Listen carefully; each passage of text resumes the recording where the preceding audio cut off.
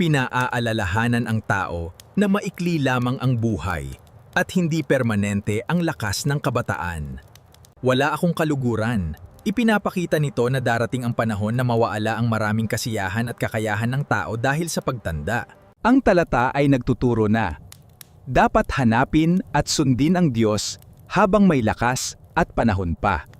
Ang buhay at kabataan ay pansamantala lamang. Ang tao ay hindi dapat mamuhay na parang walang pananagutan sa may lalang. Simulang maglingkod at lumapit sa Diyos habang bata pa. Huwag sayangin ang panahon sa mga bagay na walang hanggang kabuluhan. Gamitin ang lakas, talento at panahon para sa mabubuting bagay at sa kalooban ng Diyos. Ang mga ngaral 12:1 ay isang paalala na ang panahon ay mahalaga. Gamitin ito ng matalino. Pinakamainam na panahon upang kilalanin at sundin ang Diyos ay hindi bukas, kundi habang may pagkakataon pa ngayon. God bless po sa atin lahat.